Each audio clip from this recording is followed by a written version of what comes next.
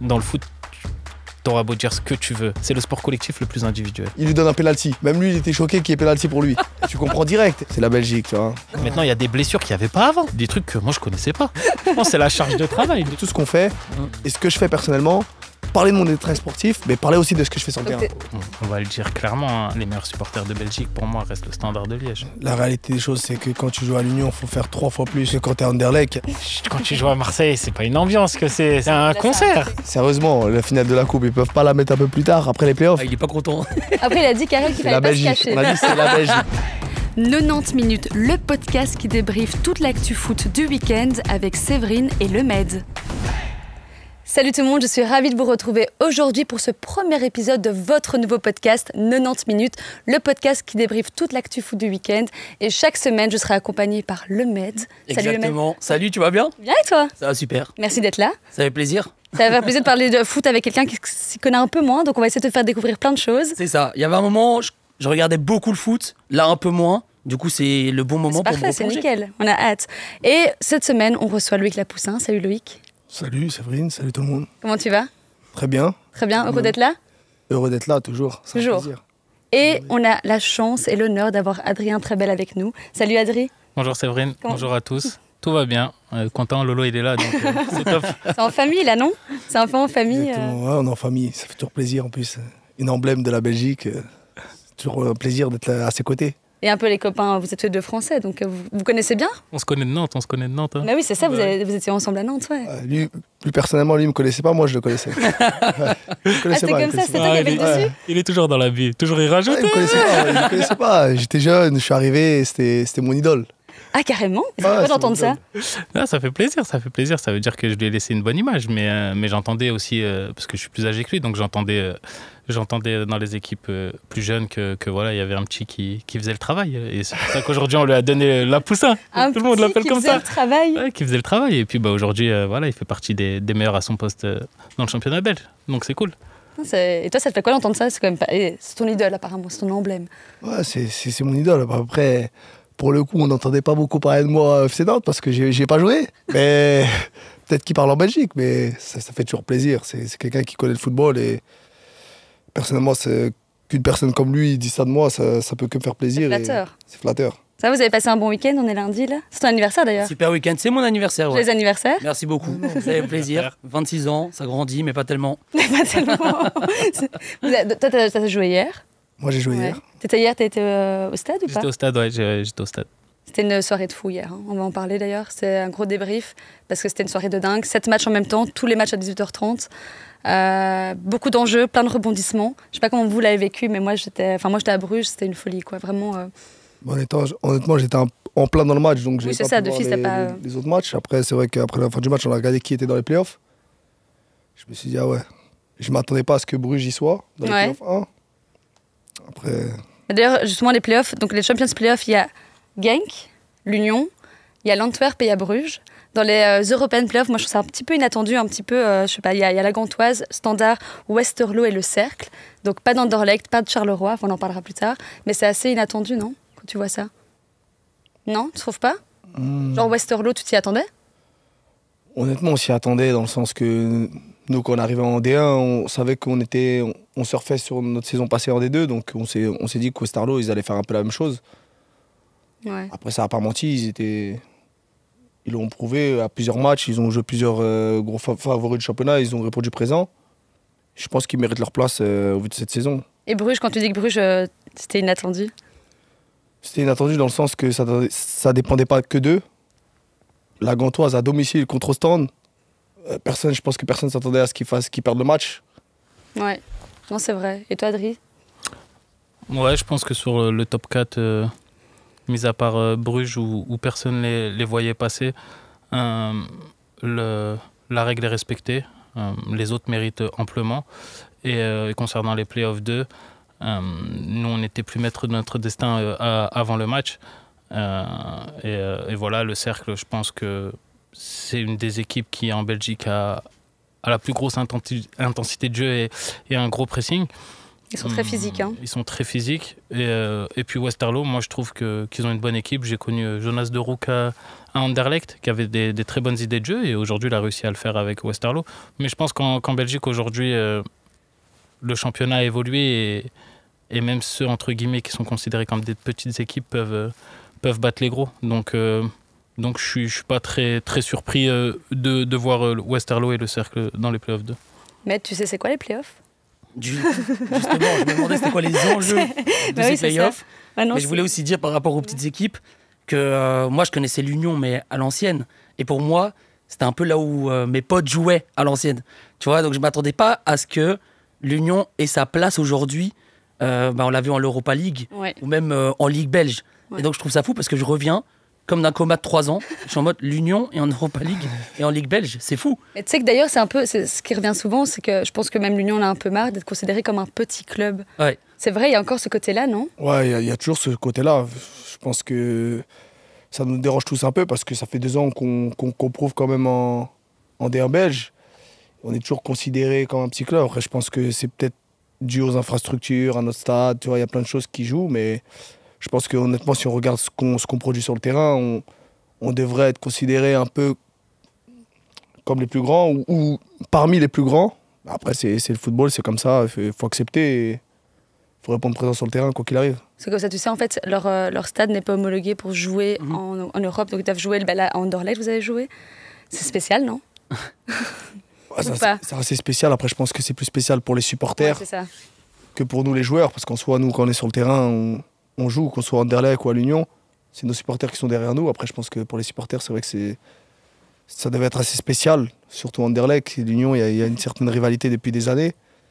Et bon, après, on a fait vibrer leur stade un peu, on l'a fait bouger un peu. Parce que... Oh Une réponse à ça? Non, mais je le rejoins sur le fait que voilà, ils sont réguliers depuis 2 saisons. Et je pense qu'aujourd'hui, on doit aussi leur donner... ce crédit-là. Voilà, ce crédit-là et respecter le travail qui a été fait au sein du club. Voilà, même s'ils ont beaucoup de joueurs de qualité, je pense vraiment qu'avant tout, ils ont un groupe qui vit très très bien, où il y a toujours la bonne ambiance, la bonne humeur. Voilà, moi, j'ai la chance de connaître Lolo. Il y a Puertas aussi qui est là-bas que je connais. Donc voilà, ils me disent que voilà, l'ambiance, c'est l'ambiance qui fait qu'aujourd'hui, ils peuvent aussi se permettre d'avoir ce genre de résultats. Et pour moi, c'est ce qui prime dans un collectif. Voilà, après concernant les supporters, on sait aussi que voilà, ils ont un public chaud. Quand on joue là-bas, malgré ce que Lolo peut dire, ouais, les installations et tout, voilà, il y a une réelle ambiance. Donc c'est vraiment plaisant de jouer là-bas. Et voilà, quand on joue à domicile contre eux aussi, je trouve qu'il y a une bonne ambiance des 2 côtés. Des 2 côtés. Moi, je trouve qu'il y a une bonne ambiance des 2 côtés. N'importe quoi, la pousse. Mais en Belgique, il y a vraiment beaucoup de stades où il y a de plus en plus de belle ambiance. L'Union est devenue un exemple aujourd'hui, tu penses?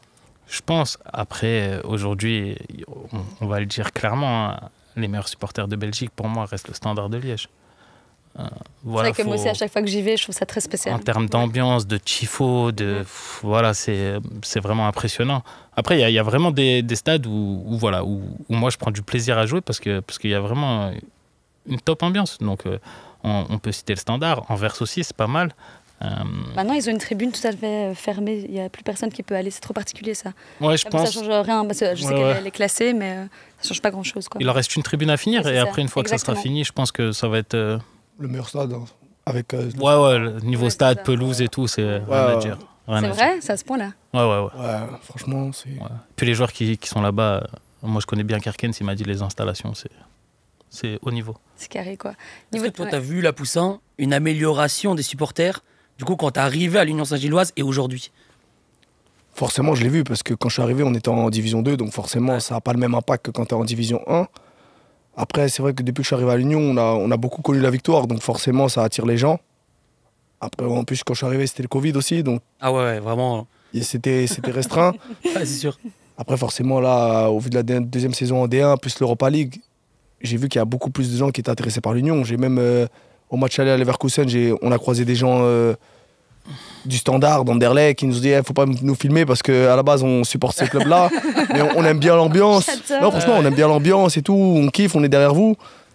Donc c'est toujours plaisant, même quand tu marches dans la rue, t'es amené à aller au restaurant, les gens, l'Union Saint-Gilloise, tu vois, c'est un petit club, ils aiment la ferveur, le truc, donc ça peut qu'être plaisant et ça donne de la force quand tu joues, tu vois. Ouais, sans blague. Tu me donneras le nom des supporters cachés après. Mais c'est vrai que c'est ça qui est fou. Même pas. C'est ça qui est fou avec l'Union. Je pense qu'ils ont amené un nouveau public qui ne s'intéressait pas spécialement au foot.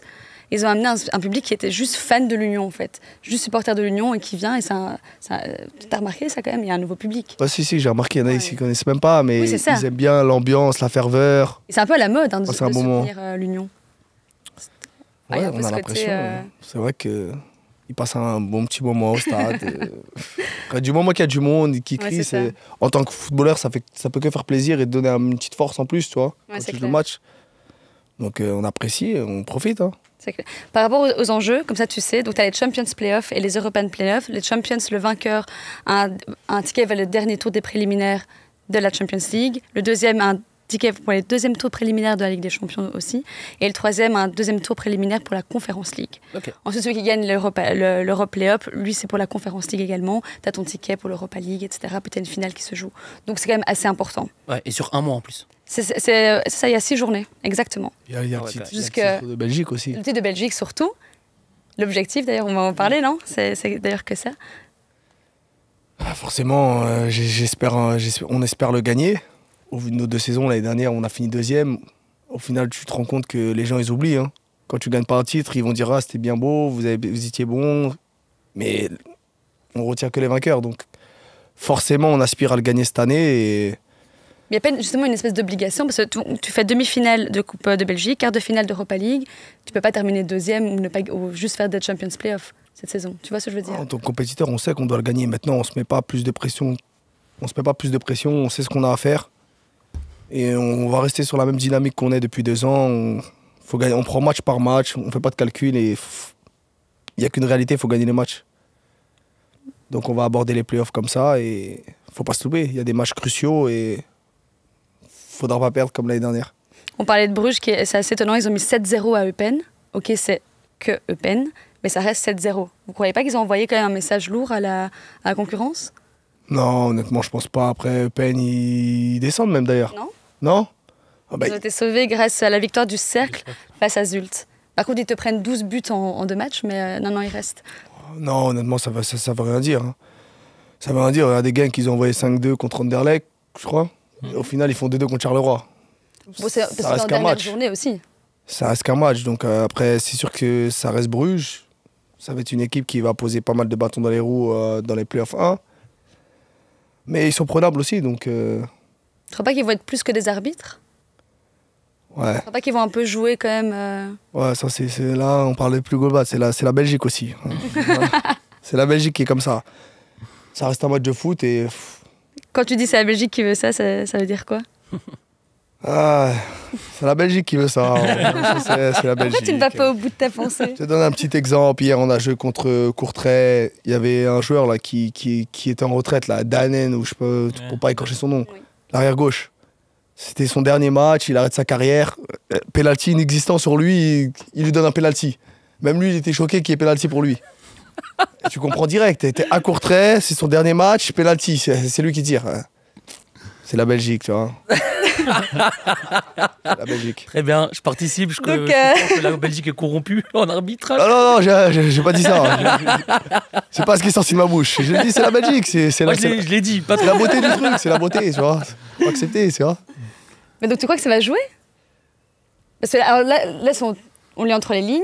T'as Genk, Bruges, Antwerp. Donc il y aura 3 équipes contre vous, alors c'est ça? Ah non, c'est pas Ah. ce que j'ai dit, je suis pas comme ça. Mais il Ok. y a des stades, quand tu vas, tu sais que tu. Voilà, faut accepter, c'est un match de foot, c'est l'arbitre, faut respecter. Tu vois, quand tu vas à Anvers à 13h30 là-bas, ah, on va pas trop siffler pour toi, hein, je te le dis. Et c'est ouf, ça, tu le ressens aussi toi? Ouais, Bruges surtout. Ah ouais? Ouais, Bruges, les arbitres ont... Ouais, les supporters mettent une grosse pression sur l'arbitrage. Donc c'est difficile de trouver un arbitre qui est capable de rester dans son match. En même temps, c'est aussi ça le charme de ce stade, c'est le fait que les supporters arrivent à pousser et peut-être à faire en sorte de changer une décision arbitrale. Parce qu'ils ont des supporters. Voilà, tout à l'heure on parlait des bonnes ambiances. Bruges en fait partie. Ça a toujours été difficile de jouer là-bas parce que voilà, ils ont un public qui pousse. Mais le problème des playoffs, de toute manière, c'est que déjà on divise les points par 2. Tout à fait. Donc tout est remis en jeu. Donc je pense là que pour les 4, le plus grand écart, c'est 7 points. C'est 7 points. Ouais. C'est gain c'est 8 poins, mais un demi-point. Enfin, c'est pas comment c'est fait. Tu les bats aller-retour et tu es à égalité en Tout à fait. fait. Donc il n'y a pas de favori. Cette année, pour moi, il n'y a pas de favori. C'est vrai. Il n'y a Ouais. personne qui se dégage. Non, si, Non. Ok. sur le style de jeu, aujourd'hui, voilà, je le dis, il faut respecter ce que l'Union a fait depuis 2 saisons. C'est extraordinaire. Et quand moi, je les vois jouer, c'est un plaisir parce que c'est pas une équipe qui vient de D2, qui met des ballons devant et qui joue les deuxièmes ballons. Non, ils ont un schéma de jeu, un plan tactique qu'ils respectent. Ça joue au football, ils ont des joueurs de ballon. Leur style de scouting a bien fait le travail avec des joueurs qu'on connaissait pas de base. Victor Boniface, l'attaquant, et aujourd'hui, Parce qu'en fait, tu enlèves une DAF, tu te dis, mais comment ils vont faire? Exactement. Ils sont limite plus forts que la saison passée. Exactement. Et puis ils vont te chercher une pépite qui est meilleur buteur du championnat aujourd'hui. Incroyable. Et qu'on en parle en Europe. Hein. Voilà. Donc ils ont ce côté où quand ils perdent un joueur au mercato, ils arrivent à le remplacer sans problème, sans faire d'erreur. Ils ne se sont pas trompés sur beaucoup de joueurs. Et puis voilà, je pense que le coach aussi arrive à bien gérer, faire la rotation avec les joueurs. Je ne vois pas un joueur qui boude dans leur équipe, en fait. Ouais, je vois. Et que dans d'autres clubs comme Anvers ou Bruges, oui, tu peux avoir ces joueurs qui ont un fort caractère et dès que tu leur dis va te poser sur le banc pendant un match, ça leur fait pas plaisir. Donc après, ça met des tensions dans le groupe et tout. Et il n'y a pas ça à l'Union. Comment ça se fait? Honnêtement, notre plus grande force, c'est que déjà, il n'y a pas de star. Tu vois, c'est vraiment, il y a quelques noms qui ressortent à l'Union, mais quand tu rentres à l'intérieur, personne ne se prend pour un autre. On est tous dans le même sac, on est tous au même pied d'égalité. Et c'est comme une famille, en vrai. C'est vrai qu'on dit souvent c'est un peu l'équipe de joueurs qui a beaucoup galéré pour arriver à ce niveau-là. C'est pas ça aussi. Tu vois ce que je veux dire? C'est un peu ça aussi, comme a dit Adri, c'est des noms, ils vont chercher des joueurs qui sont inconnus. On les ramène à l'Union et avec l'Union, on arrive à que notre nom il ressort, se faire connaître un peu en Europe. Donc forcément, quand on arrive, on est tous dans le même sac. Et franchement, notre plus grande force, c'est que personne ne se prend pour un autre et on est comme une famille quand on arrive sur le terrain. Tout le monde sait ce qu'il a à faire et on se bat tous dans le même sac. Et au passage, Karel aussi. Karel Gerhardt. Je pense que Karel, c'est l'entraîneur. Je pense que ça a été une force de mettre Karel dans le sens qu'il nous connaissait. Il était déjà avec nous depuis 2 ans. Il savait comment ça se passe. Et je pense que c'est la meilleure chose, c'est d'avoir pris Karel en tant que T1. Vraiment à ce point, ouais. Je pense que ça, c'est la continuité en fait. C'est la continuité. Il sait ce qu'il fallait faire avec nous et il a ramené juste sa petite touche personnelle. Je pense qu'aujourd'hui, ça se ressent. Il a à peine 51 matchs. Et ce qu'il fait aujourd'hui, c'est incroyable. Parce qu'il fait quand même des choix forts par moment. Comme là, Théro, Kassou Théro, il n'a pas joué depuis le début de l'année. Il le fait rentrer en Europa League, il marque. Ouais. Là, il met doublé hier. C'est la preuve que l'Union, tu vois, tu peux compter sur tout le monde. Qui joue et qui joue pas, tu peux compter sur tout le monde. Mais tout le monde est concerné, quoi, en fait. C'est ça. C'est si démotivant d'avoir une star dans l'équipe et un peu le chouchou du club? Non, c'est pas démotivant. Comme je t'ai dit, on est à l'Union. Franchement. Mais s'il y avait une grosse tous les regards sont sur. Non, mais il y a des noms qui ressortent. Quand tu regardes, tu vas dire l'Union, il y en a qui vont dire Boniface tout de suite, tu vois. Mais le gars va pas se prendre de haut? Non, à l'Union, vraiment, personne ne se prend pour quelqu'un d'autre. On est tous tranquilles. Et puis ça rigole. Boniface, il l'a dit lui-même dans la presse. Quand il dit. Voilà, aujourd'hui, la saison, elle se passe bien pour moi parce que déjà, mes coéquipiers m'ont bien accueilli, tout le monde m'a bien accueilli. Il a dit, mais moi, je déteste la salle de musculation. Donc, le mec, c'est pas son truc. C'est une machine de guerre, mais il va pas à la salle. Lui, il joue le week-end, il met ses buts parce que comme Lolo l'a dit, ils ont créé ce truc et il y a des joueurs, faut pas les brider. Faut pas leur instaurer des cadres trop stricts. Voilà, je prends l'exemple de Lolo. Lolo, c'est voilà le meilleur exemple. Non, mais Lolo, c'est un joueur d'instinct. Donc aujourd'hui, je pense faut pas le brider dans un match. Faut pas lui dire non, tu dois faire ci comme ça, tu dois faire ça. Non, joue, fais ce que tu as à faire. Quand tu sens qu'il faut dribbler, va dribbler. Quand tu sens qu'il faut pas dribbler, dribble pas. Et voilà, donc c'est aussi sa force. Teddy Thomas, par exemple, que moi, je connaissais en D2 parce que je suivais l'Union en D2, qui est un top joueur. Aujourd'hui, mais voilà, il est pas bridé, il fait ce qu'il a à faire, il travaille pour l'équipe. Donc ça ne peut pas fonctionner avec tout le monde non plus. Non. Je prends un exemple, Eden Hazard faisait ça à Chelsea. Il est venu en essayant de faire ça au Real, ça ne fonctionne pas. Tu vas dans tous les clubs, tu peux pas le faire. Eden, c'est aussi un autre cas où il a eu son problème avec sa plaque à la cheville. Donc c'est peut-être aussi ça qui a joué sur son corps. Il est arrivé avec 5-6 kilos en trop. Enfin, tu vois, et on sait qu'il ne s'entraînait pas la semaine à Chelsea, mais on le laissait parce qu'il performait en match. Après, tu ne peux pas le faire avec tout le monde. Ouais, mais Eden, c'est un joueur de talent. Je pense que Eden, s'il n'avait jamais eu son problème avec sa plaque. On n'en parlerait même pas. Ça, il n'y aurait pas eu de débat. Eden, il serait en train de jouer au Real de Madrid et jouer tous les matchs. Parce que ça soit Chelsea ou le Real de Madrid, pour Eden, c'est la même chose. Tout à fait. Mais bon, tu ne peux pas faire ça avec tous les joueurs. Non, tu ne peux pas faire avec tous les joueurs. Et puis, tu as des joueurs aussi de eux-mêmes. Donc, on reprend l'exemple de Boniface qui ne j'aime pas aller à la salle, mais tu en as comme Puertas, Thomas, je vois, parce que moi, Puertas, on se connaît, donc on est amis. Des fois, ils postent des photos, ils sont à la salle de muscu parce qu'eux, ils ont besoin d'aller à la musculation. Mais Boniface, je le vois jamais dans les photos parce que lui, il n'a pas besoin d'y aller. Ouais. Donc, les joueurs aussi doivent savoir se gérer. Et je pense que ce qu'il dit, Felice a fait un gros travail en D2 et la première année en D1. Et derrière, ils ont fait le meilleur choix en prenant l'assistant qui connaît par cœur le groupe. Qui a le groupe. Et donc, derrière, tu viens juste ajouter ta petite touche. C'est quel type de coach? Il est genre dans la communication, il vous parle beaucoup, il est comment?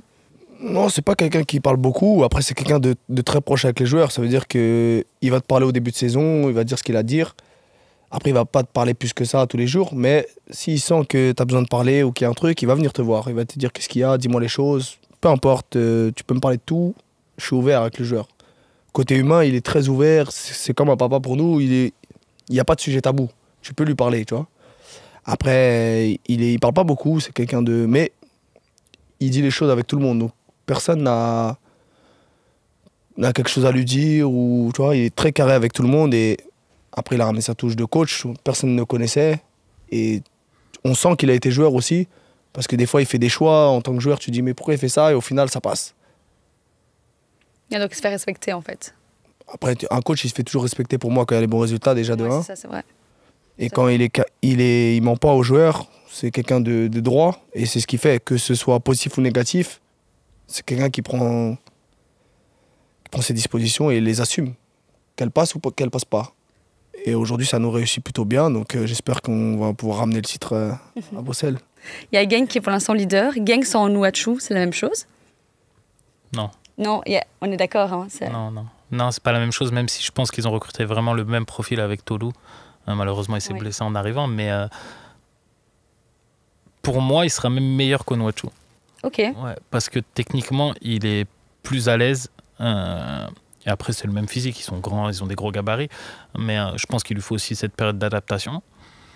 Mais c'est aussi difficile pour des clubs comme Genk de refuser un transfert comme ça. Tout à fait. Ça fait 1 an déjà qu'il voulait partir et le joueur a dit ok, pas de souci, je reste.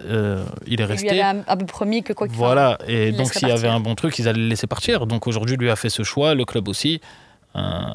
Maintenant, voilà, faut peut-être, j'espère pour eux, ou que voilà, ça va pas être préjudiciable pour la fin de saison, parce que c'était une machine à but. En gros, c'était Paul Onuachu, c'est vraiment le meilleur buteur, le joueur clé de Genk, quoi. Okay. Et donc, en le transférant, c'est vrai que tout le monde s'est dit, mais qu'est-ce qui va se passer après, quoi. C'était un peu je pense moins peur, non? Comme a dit Adri, il faut le temps d'adaptation pour tout le monde. Je pense qu'à l'inverse, pour nous, je parle de l'Union, tu ramènes Dante par exemple à la trêve, qui n'était pas avec nous depuis 2 ans, il ne se serait pas adapté aussi vite aussi. Il faut connaître ses partenaires, les joueurs, et je pense que Toulouse, il faut lui laisser le temps d'adaptation. Mais le problème, c'est qu'il n'y a pas le temps pour gagner le titre, il n'y a pas de temps d'adaptation, et en plus, il s'est blessé. C'est ça qui est compliqué pour eux. Quand je vous dis European Playoff, la Gantoise, Standard, Westerlo, Cercle, ça vous inspire quoi? Compliqué, hein? Ouais, compliqué. Après, il y a un favori quand même là qui ressort. Normalement, c'est Gand. Ok. Faut... Après leur match d'hier face à Ostende, tu les mets favoris? Ouais, je pense qu'ils ont beaucoup donné cette année. C'est un coach que je connais par cœur, Hein. La préparation physique est très lourde et tu joues sur tous les tableaux. T'en prends 4 à West Ham. Mais ils ont tout perdu en une semaine, quoi. Voilà, t'en prends 4 à West Ham et derrière, t'as le dernier match contre Ostende qui se dit, même si on descend, voilà, au moins pour nos supporters et pour notre fierté, on veut peut-être faire quelque chose. Ils ont réussi à le faire. Je pense qu'il y a beaucoup de déception du côté de la Gantoise de ne pas avoir accroché ce top 4. Maintenant, quand on prend la manière de jouer, c'est un système bien huilé aussi, la Gantoise. Donc, ça reste une équipe qui joue bien au ballon, qui se crée énormément d'occasions. Ils ont trouvé un phénomène avec Orban Il est incroyable. qui dès qu'il tire, il y a but. Dès qu'il tire, il y a but. Donc ça reste le favori. Après, je l'ai dit, moi, depuis que je suis en Belgique, à l'époque, oui, il y avait 2-3 équipes. Tu savais que c'était une des 2 ou 3 qui allaient finir champion. Maintenant, en Belgique, il y a tout le monde qui veut battre tout le monde. Ça devient de plus en plus difficile. Et puis, on a l'impression que, entre guillemets, les petits clubs, ils arrivent à te faire des joueurs. Tu te dis, non, mais ce joueur-là, il peut jouer dans un grand club, en fait. C'est vrai. Aujourd'hui, parce que Lolo disait ça tout à l'heure en disant, ouais, l'Union, nous, on n'est toujours pas considérés comme un gros. Mais aujourd'hui, la plupart des joueurs de leur effectif, ils peuvent tous jouer à Anderlecht, à Bruges et à Anvers. Et ils pourraient avoir un gros transfert s'ils jouent là. J'ai l'impression quand même, à l'Union, c'est quand même difficile. C'est ce que Teddy Thomas disait aussi, que c'est compliqué de se faire bien voir au niveau européen. Parce que c'était la première saison. Ouais. C'était la première. Là, ils ont confirmé une deuxième saison. Les clubs auront moins de doutes, je pense. Tu crois qu'il y a un changement à ce niveau-là ? On a tendance à dire ça, mais la réalité des choses, c'est que quand tu joues à l'Union, il faut faire 3 fois plus que quand tu es à Anderlecht. Il y a des joueurs, par exemple, d'Anderlecht, comme Adriela. Ils ont fait une saison aussi. Avant, ils ne jouaient pas. Et pourtant, ça parle d'eux à des millions dans d'autres clubs. Alors qu'ils n'ont pas fait le quart de ce qu'on a fait. C'est parce qu'ils jouent à Anderlecht. Je pense que l'année dernière, la plupart de l'équipe, on aurait été à Anderlecht, on aurait fait la même saison. Et ils ne se seraient pas dit c'est leur première saison. Ils auraient dit, il y a une pépite là. Et tu vois. Après, c'est comme ça. C'est le football, il faut accepter. Mais c'est vrai qu'en tant que joueur, forcément, tu te dis, mais attends, qu'est-ce que je dois faire pour ? Il n'a pas fait le quart et il a ça. Bah, après, c'est... Après, comme on est à l'Union, les joueurs, en tout cas nous à l'Union, on ressort tous de loin. Donc honnêtement, on en parle, mais on sait qu'on doit faire 3 fois plus. Donc, vous l'avez accepté en fait. On l'accepte et on tergiverse même pas, on regarde pas ce qui se dit dans les médias et on fait notre football. Si ça vient, ça vient. Si ça vient pas, bah, on accepte, on profite. C'est un peu comme ça qu'on réfléchit. Donc ça nous atteint pas, mais forcément en tant que compétiteur, tu te dis ah ouais quand même. Ça te pique un peu dans ton ego quand même. Je dirais pas piquer, mais tu vois, tu prends... Tu vois, ça te fait, ah ouais, ils ont eu ça et nous, on fait tout ça, mais on est considéré comme un petit. Et après, on en rigole. On en rigole. Genre un Charles de Ketelaere qui part pour Bruges, quoi. Non, après, il avait quand même des qualités. Charles de Ketelaere, pour parler de lui, il avait des qualités, il est jeune. Et c'est un Belge. En Belgique, c'est vrai. Un Belge, il est toujours mis en avant qu'un Français, un Italien, tu vois, parce que c'est un Belge, après c'est compréhensible. Il avait des qualités. Et il y a d'autres joueurs qui ont aussi des qualités, mais qui font pas plus que certains joueurs de l'Union comme Teddy Thomas et qui sont mis en avant. Après c'est comme ça, c'est le football et faut accepter, faut travailler davantage, essayer de prouver davantage. Ouais. Après, il y a l'âge aussi. Hein. Maintenant, le foot, c'est beaucoup l'âge. Ça joue beaucoup, je pense. Que, par exemple, un Teddy Thomas, aujourd'hui, qui est un des meilleurs milieux de terrain de Belgique, il a quel âge ? 28, 29 ans, Teddy ?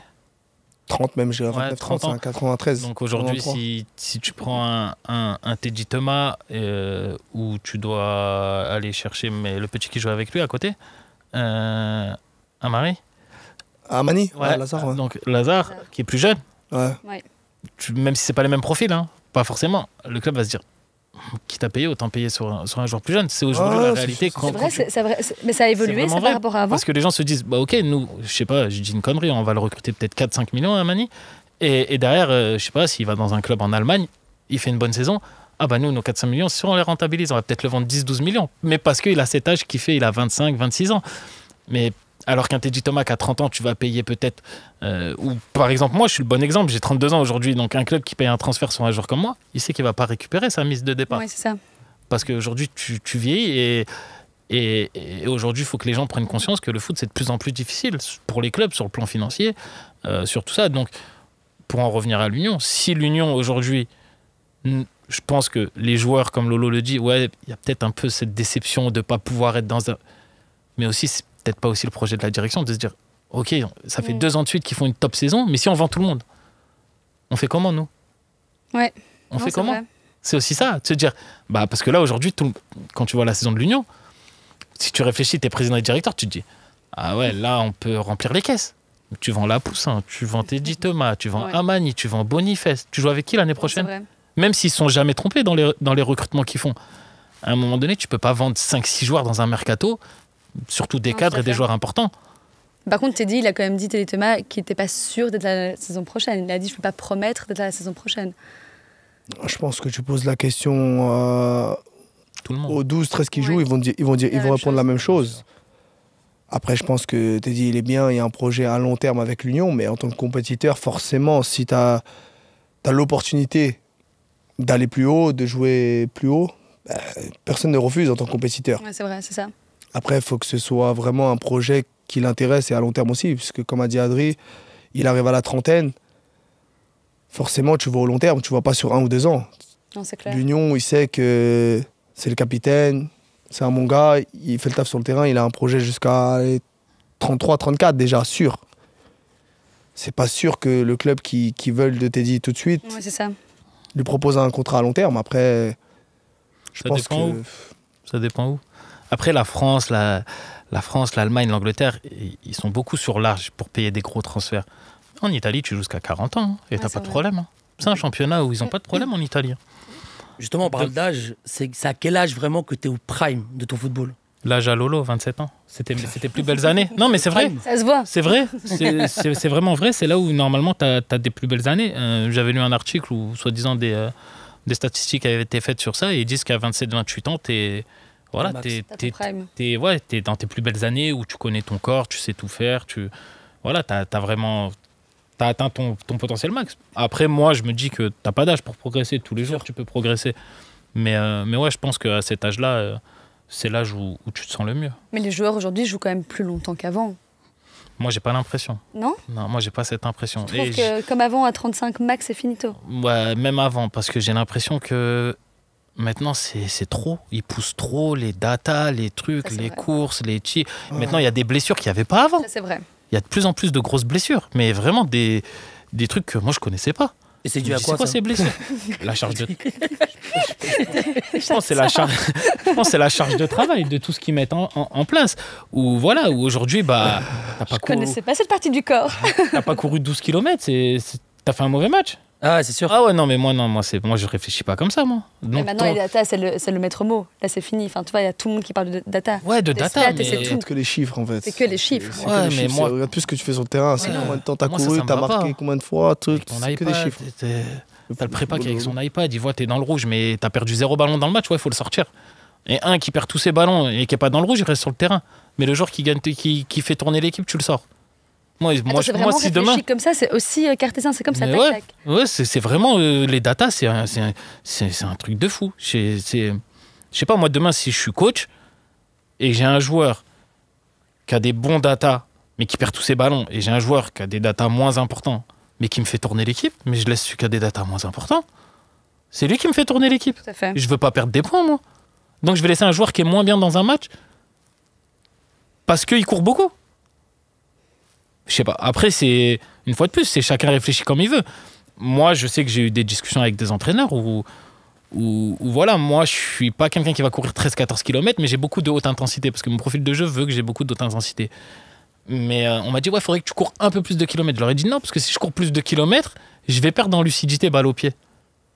Donc ça veut dire qu'à la place d'avoir, Dernier je sais pas, geste, les trucs entre 80 et 90% de taux de passe réussi, bah peut-être j'en aurai 70. Et moi, ça me pose problème si j'en ai 70. Ça veut dire qu'à un moment donné, j'ai perdu des ballons que je dois pas perdre. Donc moi, ma priorité pour moi, c'est je suis milieu de terrain, c'est de me dire il faut que j'arrive à faire le lien entre la défense et les attaquants et à faire tourner l'équipe. Mais quand tu leur dis ça, ils écoutent? Ils sont en mode peu importe. C'est pas important. Moi, j'avais une conversation avec Hein. Et Hein, il m'a dit ouais, le maximum que tu as fait, c'est 12,5. J'ai dit mais c'est énorme 12,5. J'ai dit c'est beaucoup de kilomètres 12,5. Et il a dit ouais, non.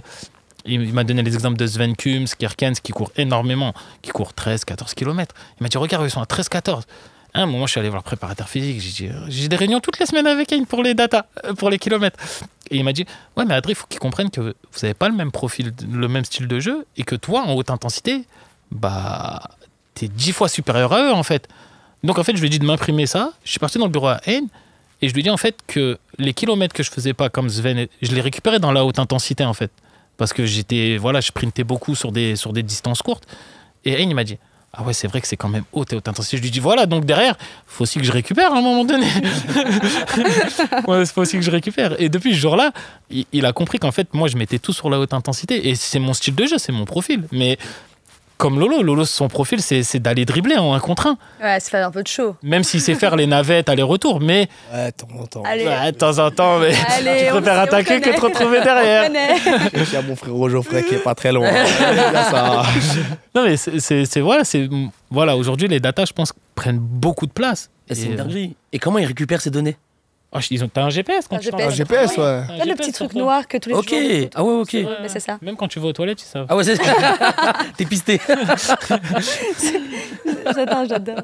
Mais non, c'est vrai, tout, t'as une analyse, etc. qui est faite. Ah ouais, c'est c'est vrai que ça a c'est pris bien poussé, énormément de place. Et Ah t'as non, tout à c'est la vrai fin de la que- séance.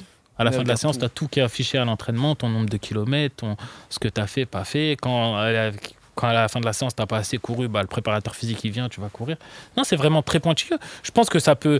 Je dis pas que c'est nul. Hein. Ouais. Je pense que ça peut t'aider pour prévenir des blessures, ce genre de choses. D'en faire une fixette, moi, j'en ferai pas une fixette sur ça. Et aujourd'hui, dans le foot, c'est devenu vraiment une fixette. Ouais. Tu parlais de gants favoris à tes playoffs 2. Standard, tu le mets pas favori? Standard, je les mets favoris à domicile. Ouais, c'est ça. Sur tous les matchs à domicile, ils ont toujours ce côté avec les supporters qui fait que ils arrivent toujours à être poussés à se transcender. Depuis que je suis parti de ce club, ils ont réussi à trouver un coach à l'image du club. Vraiment. Ronny Deila. Voilà, Ronny Deila, vraiment un coach à l'image du club. Qui est, on va le dire, il est comme les supporters, il est fou.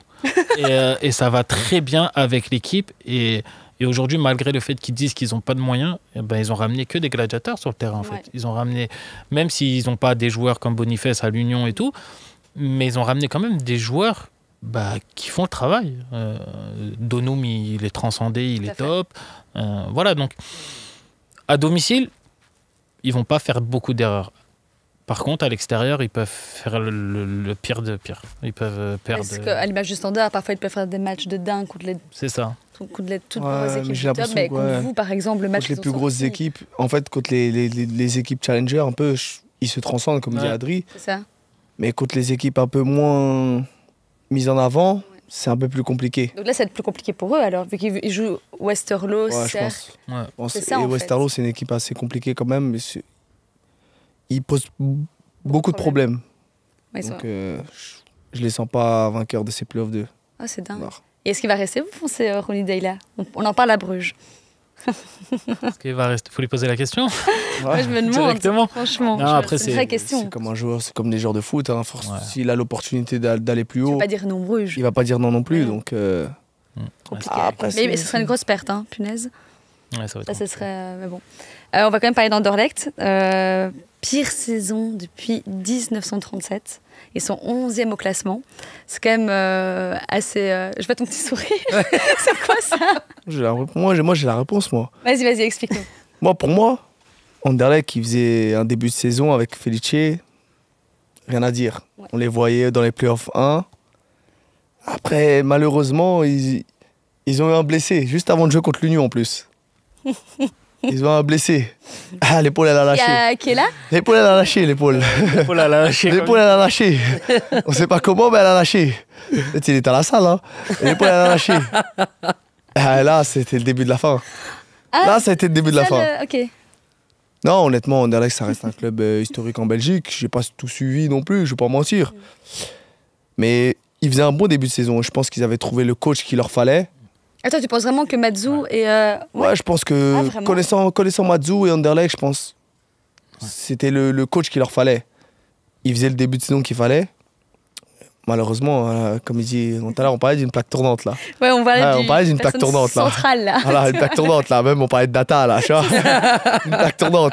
Il est fou. Eh ben, je pense qu'ils l'ont perdu, tu vois, l'épaule elle a lâché. Moi, ça m'arrangeait, c'est juste avant l'Union. Derby, tout. Il est malade. Mais après, ça les a tués. Ça les a tués sur le reste de la saison. Après, ils sont perdus. Hein. Après, ça m'arrange parce qu'on parle, forcément, comme je joue à l'Union, on parle souvent Oui, d'Anderlecht. Bruxelles, mais forcément. Qu'est-ce que tu me racontes là? Il n'y a qu'un club à Bruxelles. Il y a quand même à Bruxelles, vous me parlez d'Anderlecht là. Tant qu'Adri joue pas, hein, ouais. Qu'est-ce que tu me racontes? Et toi, Adri, c'est quoi ton sentiment? Donc, je vais quand même dire, il y a quand même des stats qui sont folles. C'est 13 victoires, 7 nuls et 14 défaites cette saison. Enfin, je veux dire, quand tu entends ça, c'est quand même une dinguerie pour Anderlecht, pour un club comme Anderlecht.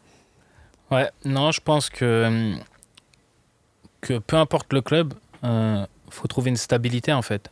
Et je pense que vraiment Felice, c'était le bon choix de la direction. À partir du moment où ils avaient trouvé un accord, que ce soit Vincent ou la direction, pour se séparer, parce que voilà, ils voulaient voir autre chose. Ils arrivaient peut-être à la fin d'un cycle. J'étais pas là, moi j'étais à Lausanne, donc je sais pas comment ça s'est passé.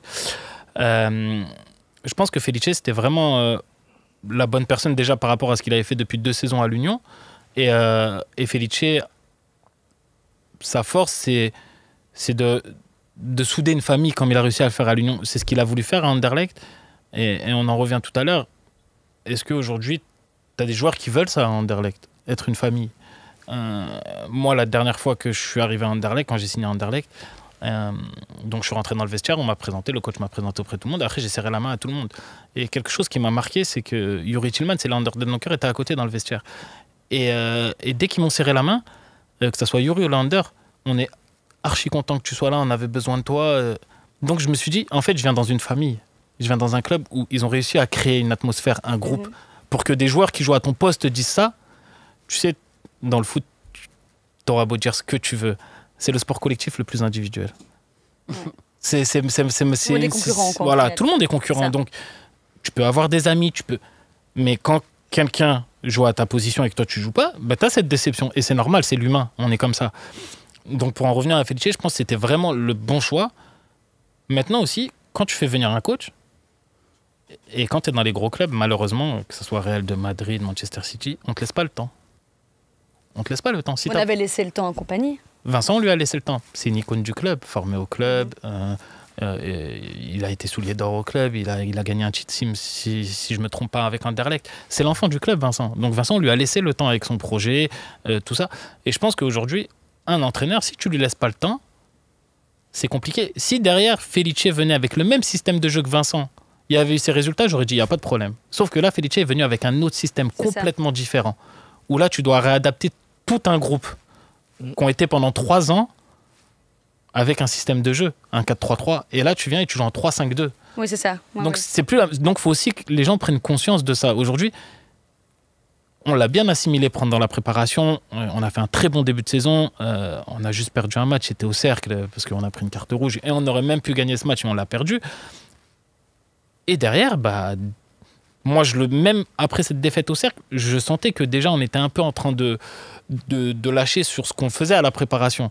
Sur des fois des pressings, des choses comme ça, où je disais, les gars, on commence à moins faire dans ce que Felice demande. Donc, il faut rester concerné dans ça, parce que c'est ça qui nous a donné les points d'avant. Et comment c'est ça que vous avez perdu ça?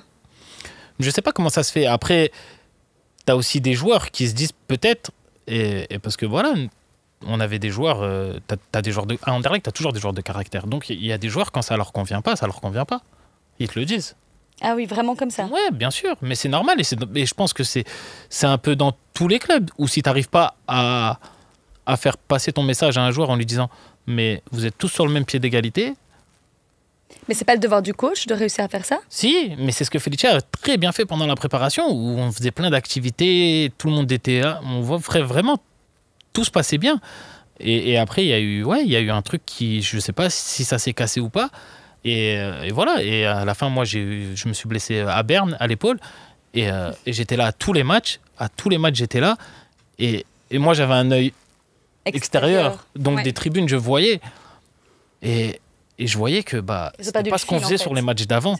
Mais pour en revenir à Felice, un entraîneur, tu dois lui laisser le temps. Parce que ce qu'il a fait sur 2 ans à l'Union, monter presque champion, c'est pas de la chance. Hein. Non. C'est pas de la chance, c'est un travail qu'il a fait.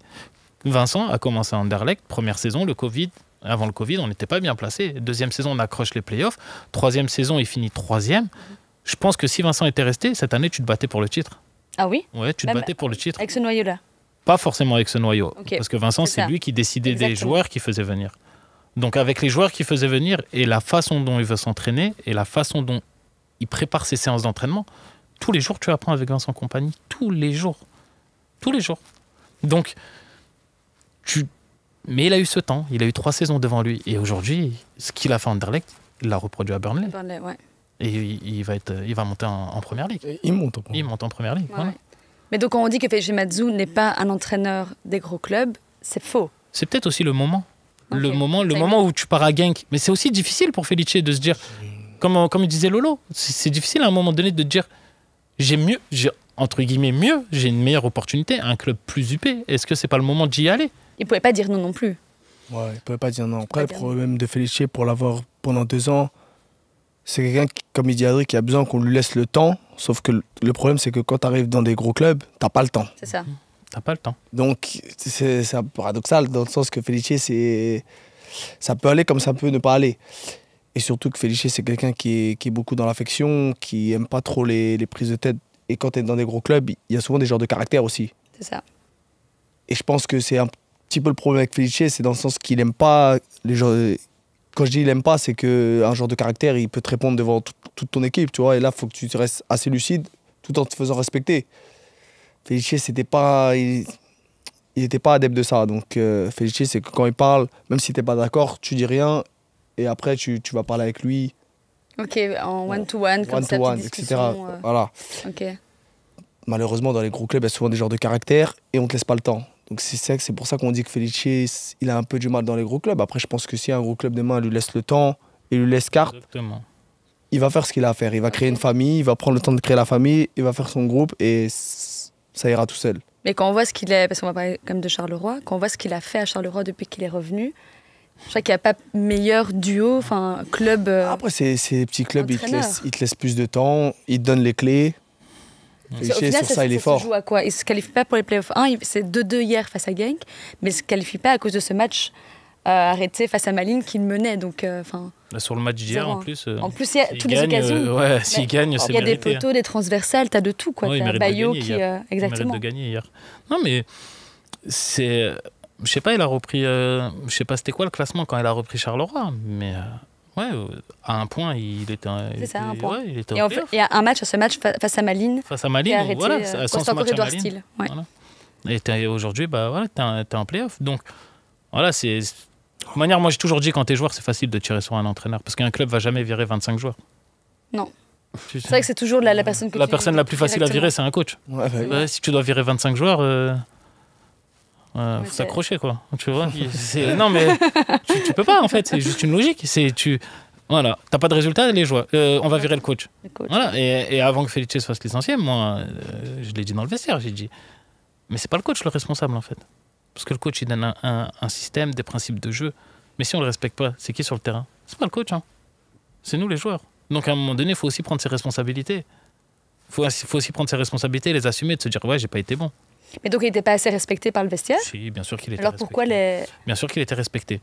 Après, je sais pas. Je sais pas ce qui s'est passé entre, comme Lolo le disait, notre début de saison où on enchaînait tout et tout le monde nous voyait en play-off 1. Et après, tout a basculé. Voilà. Donc, je sais vraiment pas ce qui s'est passé. Moi, j'étais tous les jours au club et je voyais pas de frustration ou de mauvais état d'esprit de la part des joueurs, tu vois. Donc, tout le monde était derrière le coach. Après, vraiment, je sais pas ce qu'il y a eu. Mais je pense qu'avec le temps, il aurait fait quelque Donc, chose c'est un de peu du très bien, gâchis, Anderlecht. quoi, au final. Je pense. Et puis voilà, hein, Bruges a été champion combien de fois de suite, mais Ouais. parce qu'ils ont eu cette stabilité, que ce soit avec les Et entraîneurs. on sent que cette avec les année, c'est joueurs. qu'un faux pas. Hein, Voilà, cette c'est saison, juste t'as un faux l'impression. pas. Voilà. T'as T'as l'impression que c'est un faux pas. Oui, c'est ça. En même temps, 58, t'es champion, faut laisser la place aux autres. Hein. Au moins une saison et après tu Mais c'est un peu à l'Union, quand même. Ouais. Allez. Ce serait beau quand même. Mais non, c'est vrai Ah que oui. c'est. Bah oui, il faut. Pour clôturer juste cette partie de débrief, on va juste 2 secondes parler des relégués. Zult qui est relégué, Zulte Waregem. On a l'impression qu'ils ne méritent pas de descendre hein, quand tu vois Eupen et Zulte Waregem. Non? Toi qui les as joués, Je pense qu'il mérite quand même. c'est vrai? Ouais, il mérite. Même là, tu as Eupen qui prend 12 buts en 2 matchs. Ouais, mais Et c'est sur donc 2 matchs. 5 Une face saison, ça se joue pas sur 2 matchs. C'est une saison. C'est Ouais, mais- plusieurs matchs. Zult, ils étaient un peu mieux sur la fin parce qu'ils ont recruté changé quand de même coach des aussi. noms, Oui. la Belgique, qui font que ça les a restabilisés. Et tout au long de la saison, c'était pas facile quand même. Hein. Ouais, donc c'est mérité. Ok. Moi, je pense que c'est mérité. Sur une saison, ça ment pas. De toute façon, c'est une saison, il y a plusieurs matchs. Ils ont changé de coach. Ce qui les a aidés, c'est qu'ils ont pris des noms comme Vormer, Ouais, Bruls. tout à fait. Ça les a un peu recadrés. Et Mais en plus, ils étaient blessés. Vormer a été blessé, donc il est juste revenu là. Mais... Ça a beaucoup joué, je pense. ça a beaucoup Ouais, c'est joué. ça, exactement. Ça a beaucoup joué. Mais Exactement. sinon, c'est. Je pense que si Vormer se blesse pas, Exactement, il je descend pense pas. aussi. Qui qui descendent pas. Ouais, c'est vrai. Récemment pas. Hein. Non, c'est En vrai. réalité. Un petit point sur le calendrier. Donc, Champions Playoff, j'ai entendu Carole Gerhardt dit que c'était un calendrier un petit peu compliqué pour vous. On y revient. C'est les playoffs, ils savent qu'on joue pour le titre. On met un match le 3, on rejoue le 6. Et là, qu'est-ce qu'on va me dire? Sérieusement, la finale de la Coupe, ils peuvent pas la mettre un peu plus tard, après les playoffs. Ouais, c'est. Ils mettent ça en plein playoff. Tu joues pour le titre, tu joues contre Anvers, 3 jours après, tu rejoues contre Bruges. Mais Vous avez avant, enchaîné avec l'Union. En plus, Surtout avec qu'on a les enchaîné. courses européennes. Tu joues à 3 jours d'intervalle. non, mais avant, il y avait une semaine avant. Dès que tu finissais la phase classique, tu avais quand même une semaine sans match avant les playoffs. À la toujours base, comme ça. ouais, Ouais, à la base, c'est toujours comme Mais ça. c'est à cause de la Coupe du Monde. Ouais, mais C'est pour ça. Donc là, tout tu est. retardes les tout est vacances d'une densifié. semaine et puis Ouais, voilà, tout est c'est tout. densifié. Avec ça, à cause- Et t'as la finale de la Ligue des finale Champions de le la 10. hein. Coupe de Belgique Aussi. contre Malines. Ouais. Tu peux pas la mettre après à la Ouais. fin des championnats. Il fallait que tu joues 3 jours d'intervalle. Bah oui. Il est pas content. Après, il a dit Karel qu'il C'est fallait la pas se Belgique. cacher. On a dit c'est la Belgique.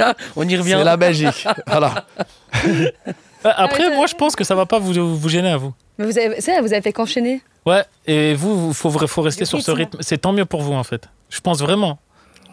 On va y aller sur ça, c'est tant mieux pour nous. Ce serait... Après, comme j'ai dit, c'est encore plus beau. Si tu gagnes avec ça, Ouais, parce que Ouais, t'as c'est charbonné. c'est encore plus beau. C'est ça. Mais quand tu regardes le calendrier, tu dis ah ouais, ils veulent pas nous aider. Ils veulent pas nous aider. Ah, carrément, ça, j'adore. Et au niveau, le calendrier pour les Europe Playoffs, c'est Gand qui accueille Westerlo, puis Cercle. On commence par un Cercle standard, je pense que ça va être pas mal. Je crois que c'est peut-être ça qui va lancer un peu tous les playoffs. Honnêtement, si on m'aurait demandé, j'aurais mis une petite pièce sur Gand. Après, je pense que là, ce qui leur est rêvé, ça va leur mettre un coup aussi. Ouais. Ils perdent Ils ont tout 4-1, perdu, ils ils ont vont tout pas dans perdu. les playoffs 1. Oui, Je oui. pense que ça va leur mettre un coup. Ils ont perdu en Europe, ils ont perdu au niveau du championnat. ils S'il sont y a en la playoff gestion au club où ils ont beaucoup de joueurs en fin de Tout à contrat, fait. qu'il faut gérer tout plein de ça. choses Il y a plein de choses à gérer pour eux. Non, c'est ça. Eh ben, merci les amis pour ce débrief. Petit focus invité avec notre très cher Adri. J'ai regardé un petit peu ton parcours. Tu as commencé à jouer au foot à 10 ans, c'est ça, c'est possible? Non, j'ai commencé plus jeune, mais Oui, je suis mais rentré en t'es centre rentré en centre de formation à 10 de ans. préformation à 10 ans, ouais. À 10 En ans. France. En France, à Nantes. J'ai fait quand mes parents ont divorcé quand j'avais 7 ans, j'ai fait... ma mère est partie vivre en cité, on va dire ça comme ça. Et derrière, bah, voilà, c'est toujours la même chose. Quand tu habites dans une cité, tu vas jouer avec tes potes tous les jours. Donc, je jouais dans un club de quartier, on gagnait tout. Et vu qu'on gagnait tout, bah, on a commencé à être invité à des gros tournois. Et puis j'ai eu la chance de me faire repérer, que ce soit par Nantes, Lens, Monaco à l'époque. Et j'ai pris cette décision d'aller à Nantes. Parce qu'à Pourquoi l'époque, Nantes est un club emblématique en France où la formation est mise en avant, où le jeu à la nantaise est mis en avant. Donc je fais ce choix. Je rejoins Nantes en préformation. Je fais 2 ans à la préformation. D'ailleurs, au bout d'1 an, on me dit on va peut-être pas te conserver parce que tu cours pas assez. Mais non. Non, encore. Ouais, mais parce que j'étais pas dans le monde professionnel, donc je savais pas c'était quoi. Moi, je jouais sur mes qualités en fait. Où techniquement j'étais à l'aise, donc je driblais 1-2 joueurs, je faisais des passes et après j'étais relax. Et donc après cette première année, je fais un point avec mon frère qui m'a suivi toute ma carrière, qui a sacrifié toute sa vie pour moi. Donc Sacrifier toute sa vie dans quel sens? Ça veut dire dans quoi? le sens où c'est lui qui s'occupait de tout, que ça soit mes chaussures de foot, et quand tu as 11 ans et que tu veux la paire de chaussures de foot qui coûte 200 €, donc il allait faire des heures supplémentaires, il travaillait en plus dans des carrément. magasins de sport. Voilà, donc moi aujourd'hui, quand je dis que aujourd'hui je fais du foot parce que j'aime le foot, mais je fais du foot que pour ma famille en fait. Moi, il n'y a que ma famille qui compte. Il n'y a C'est que ma ouf, famille. Ce que tu dis. Ouais, moi je pense que C'est ouf. je pense qu'à ma famille. Une fois que ma famille est tranquille, je peux mourir en paix, comme on dit. Voilà, donc mon frère fait tous ces sacrifices-là.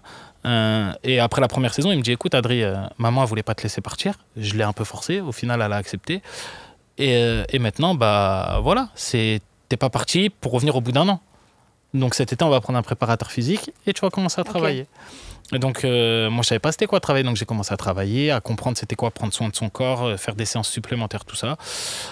Finalement, au bout de la 2e année, vu que j'avais signé que 2 ans, ils me disent oui, tu vas rentrer en centre de formation. Je suis rentré en centre de formation, ça s'est bien passé. À 17 ans, j'ai eu la chance de signer mon premier contrat professionnel.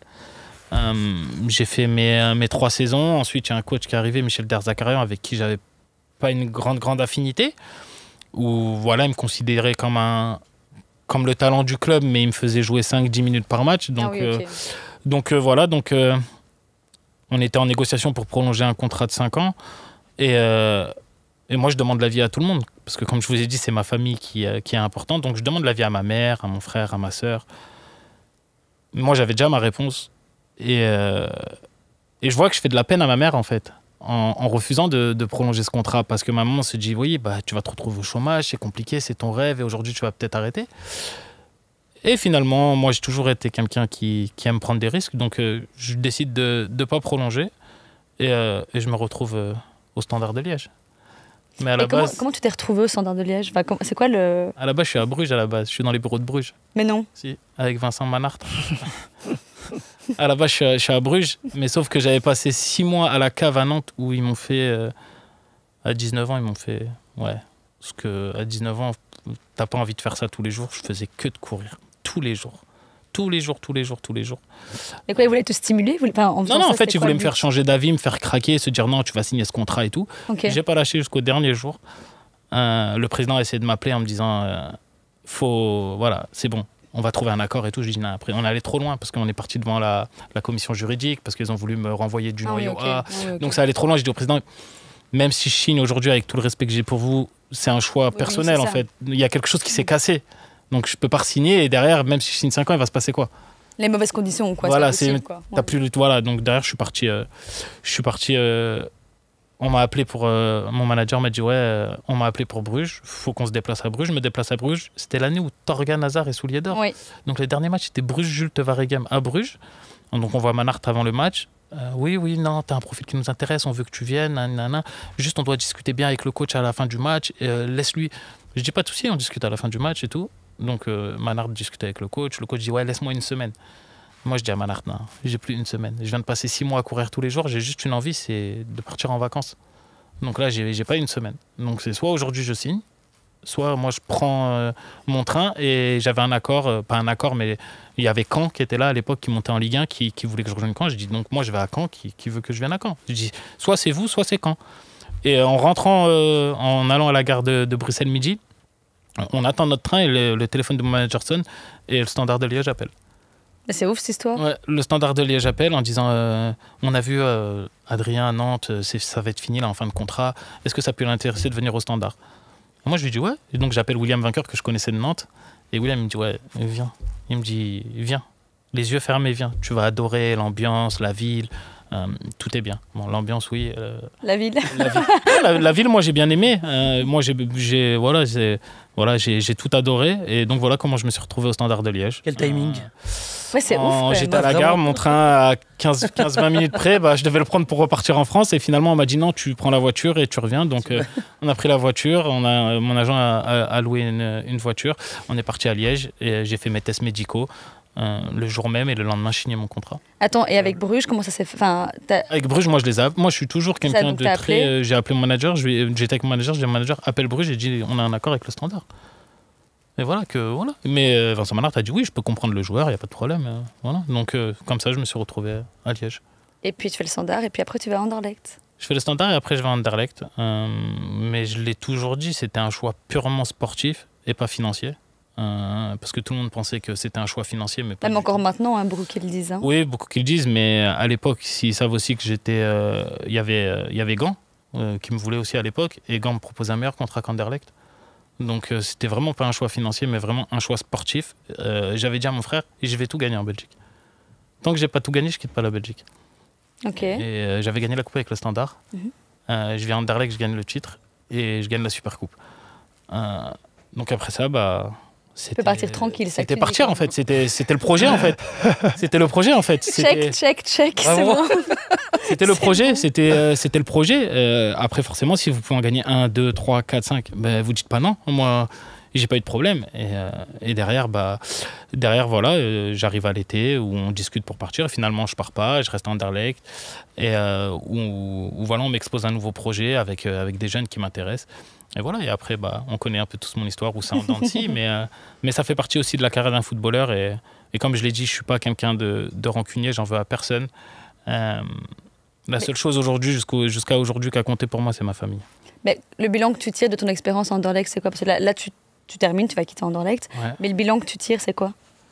Le bilan que je tire, c'est que je pense que quand Herman et Roger Van den Stock sont partis, j'aurais dû aussi faire un transfert dans un autre club.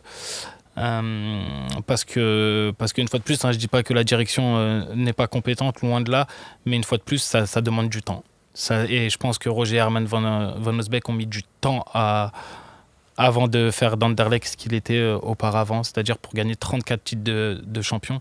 C'est que tu as eu des heures où c'était pas comme tu voulais, tu as eu des heures où c'était la fête, mais je pense qu'il y a eu un travail énorme et je pense qu'aujourd'hui, voilà, ils essayent de remettre ce travail en place, mais que ça va mettre du temps. Tu trouves que ce n'est plus le même Anderlecht? L'ADN est différent, est perdu? Je sais pas si l'ADN est perdu. Je pense pas, parce qu'Anderlecht restera Anderlecht et c'est un club qui tous les ans vous sort des talents incroyables, mais vraiment incroyables. Moi, la première fois que j'ai vu Sambi Lokonga à l'entraînement, mais oui. je me suis dit c'est pas possible. Je me suis dit c'est pas possible. C'est quoi ça? C'est pas possible. D'ailleurs, pour la petite anecdote, quand l'année où il doit partir, il me dit ouais, je pense que je vais aller à Leeds. Je dis mais non, tu dois pas aller à Leeds. Je lui dis le seul club où tu dois jouer actuellement en Angleterre, c'est Arsenal. Je te jure, je lui dis ça et je pars. Je suis en vacances, il m'appelle, il me dit oh, t'es un sorcier. Je lui dis moi, je suis un sorcier. Et il m'a dit je viens de passer 1 heure au téléphone avec Arteta, je vais signer à Arsenal. Et j'ai dit je connais ton profil, ta qualité, je te jure, c'était Arsenal pour moi. Je te voyais pas dans un autre club. Donc voilà, et puis il a signé à Arsenal et il continue à apprendre. C'est quelqu'un qui est très rigoureux, Voilà, j'ai beaucoup d'affinités aujourd'hui. Je suis un vieux Anderlecht, je suis un ancien. Donc tous les jeunes que j'ai vus passer, c'était un plaisir, tu vois. Par exemple, Doji qui n'a pas réussi à Anderlecht, Luke Bacchio. Tout à fait. Je me rappelle, on allait jouer des matchs amicaux où nous, on comptait pas sur nous.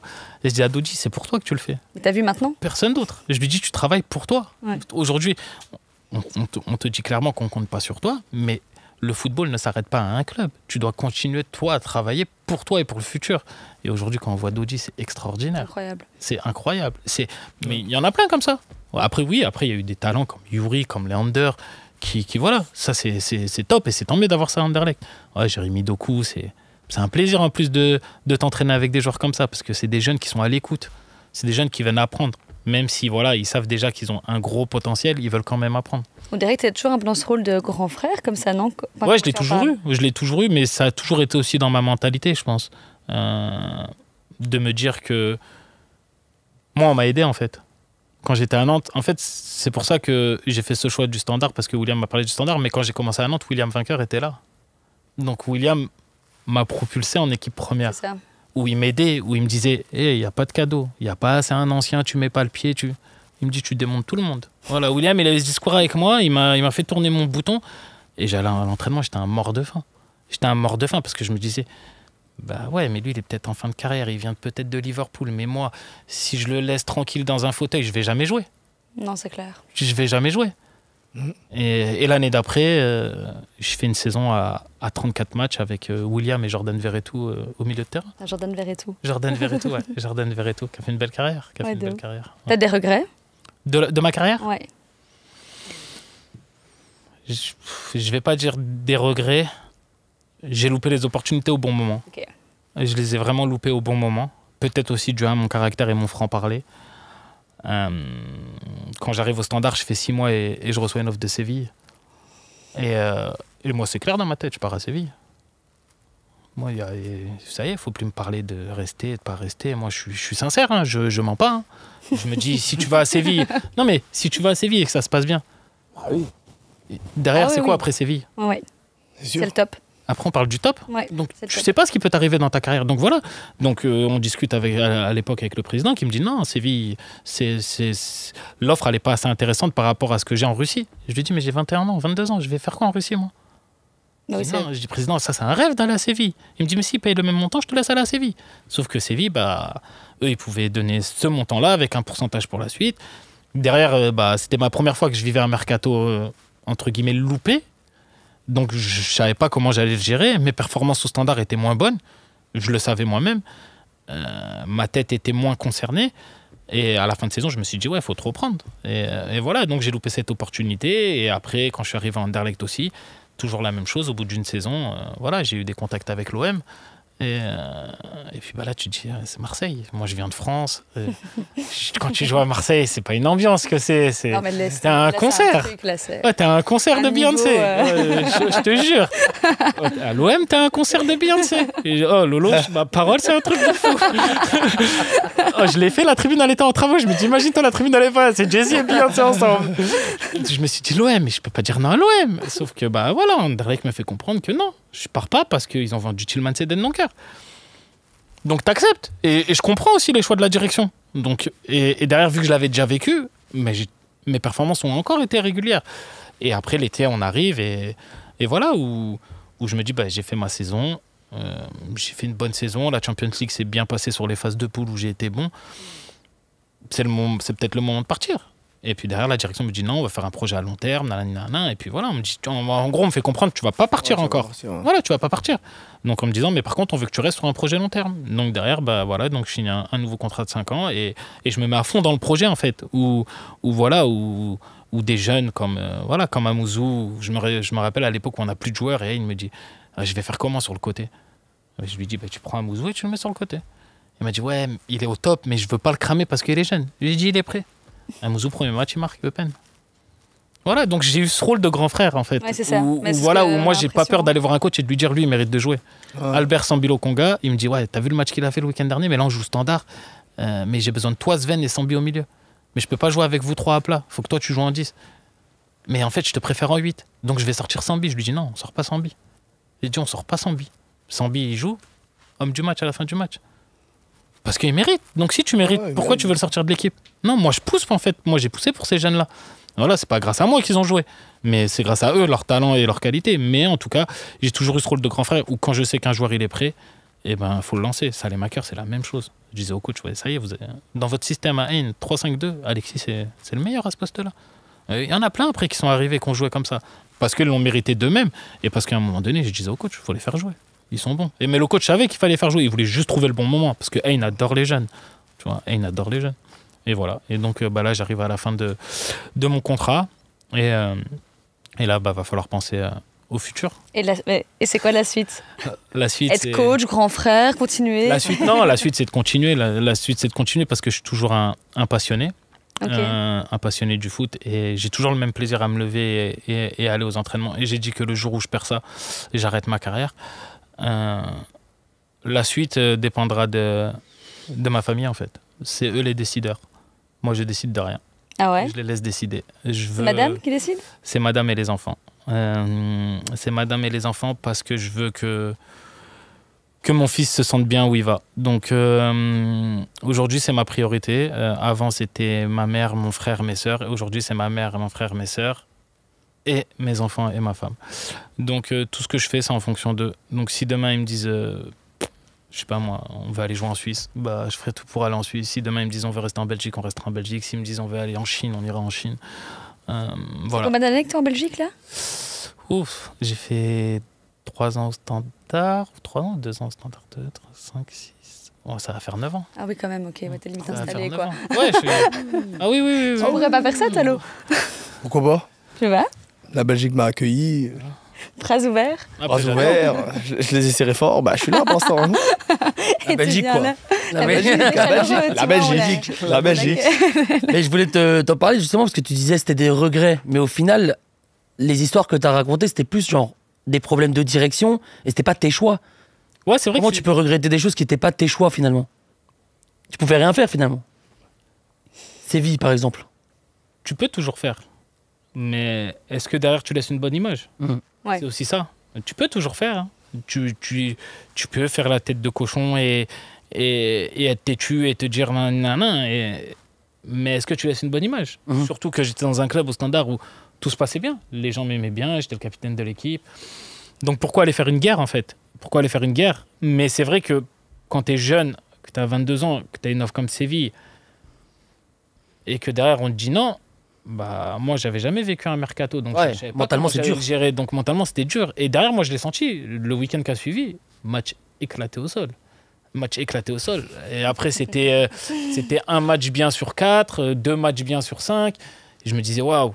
Et je me disais vivement que la saison finisse pour que en fait je digère ce truc. Ouais. Et tu Je t'es relevé. digère. Je crois qu'il y en me a suis sûrement, ils se relèvent Et, même pas en qui se fait. Et leur relèvent carrière relevé. fait. Tu te relèves on pas, sont en ou déclin, quoi. Tu peux retomber. Après, faut pas oublier. Hein. Peu importe où tu joues, tu as quand même la chance de faire ce que tu aimes. Mhm. Donc ça reste la base du football. On veut tous jouer dans des grands clubs, mais aujourd'hui, il faut remercier de se dire ben, je fais ce que j'aime tous les jours. Aujourd'hui, moi, j'ai conscience de ça quand je me lève. Il y a des gens qui se lèvent, qui travaillent, mais qui n'aiment pas ce qu'ils font. Mais vrai. ils font parce que ils doivent payer les factures. Moi, je fais ce que j'aime. J'ai la chance d'être payé à faire ce que j'aime. Ah, c'est dingue. Hein. Donc, il faut avoir cette notion-là. Si tu l'as, c'est bien. Et je pense que si tu l'as pas, à un moment donné dans ta carrière, il y a un moment où tu stagnes. Mais t'as ça, mais moi j'ai fait une interview de Salemakers justement où il expliquait qu'être footballeur, les gens oublient à quel point c'est très très très très dur. Il disait vraiment, tout le monde pense un peu que c'est le côté un peu fun, ok, tu joues au foot, tu voyages, tu trucs, etc. Ouais, parce que les gens voient ce côté-là. Voient les belles voitures, C'est ça, les beaux le habits, bling les bling, belles etc. chaussures, et ce que tu veux. Non, c'est dur, mais après, c'est sûr que ça c'est le bon aussi côté. ses mauvais côtés, ça a les bons comme les mauvais. De là à dire que c'est très très dur, comme il dit Adri, on fait ce qu'on aime. Aujourd'hui, on se lève, on fait ce qu'on aime, donc on Ah, est mais il y a heureux quand de se même lever. Après, Non. bien sûr qu'il y a des mauvais côtés, c'est sûr. Je pense que c'est pas dur. Une fois que tu es dans le système, ce qui est dur, c'est de partir de chez ta mère à 10 ans. C'est ça. Ouais. Voilà. Ça, c'est Moi, je vais dur. revenir là-dessus. C'est ça, Parce que je me suis exactement. dit, Ça, c'est dur. la Ça, maturité moi, ça a que tu été dois dur avoir pour à moi. 10 ans. Mais C'est 10 ça. ans, quoi. Non, Moi, je me rappelle ça, même pas de ce que je faisais à 10 ans. ça, les goûts, quoi. ça a été, je vais pas le cacher, ça a été dur pour moi. Ouais. En fait, ce qui est dur, c'est pas de faire le trajet, d'aller avec ta mère jusqu'au... Parce que moi, je suis allé à Nantes, donc c'était 500 km d'où j'habitais. Mais ce qui est dur, c'est de... Quand elle te laisse sur le parking, qu'elle a fait marche arrière et qu'elle part, toi, tu regardes la voiture. Et là, Ouais. j'avais une boule à la gorge de me dire, mais en fait, ma mère, je vais plus la voir, moi. Et je vais la voir une fois par mois. Ça, c'est dur. En fait, quand tu es dans le... Je peux comprendre les supporters quand tu es dans le système. Tu peux pas te plaindre, genre de foot, c'est vrai. Mais en fait, c'est quand tu es jeune, les sacrifices que tu fais. Bien sûr. Si demain j'habitais à Paris même et que je vais jouer au PSG, c'est pas dur. Tu vois ta mère tous les jours. C'est ça. Sauf que là, j'étais à 500 km de ma mère. Ça a été dur. Après, c'est mon choix. Hein. Ma mère, elle m'a dit, c'est ton choix. Voilà. Et j'ai dit, bah, mais j'assume, moi, je suis un grand garçon. Tous mes choix, je les assume en âme et conscience. À 10 ans. Hein. Ça qui est Chapeau, ouf. hein, quand même. L'eau, on va passer à toi quand même. Mini focus quand même. Quand même. Tu es le gêné et tout, mais Oh, je suis pas gêné. le bilan de ta saison, c'est quoi ton bilan personnel de ta saison jusqu'à maintenant? Mon bilan personnel bah, je suis satisfait de mon bilan. Honnêtement, je pense avoir fait une saison pleine. Après, c'est vrai il y a une bonne concurrence avec Adingra. Et le groupe, il est large. Je pense que c'est ce qui fait augmenter le niveau de chacun. Je suis quelqu'un qui accepte la concurrence. J'aime ça. Je pense que ça peut que me faire Te challenge. performer. Ça me challenge.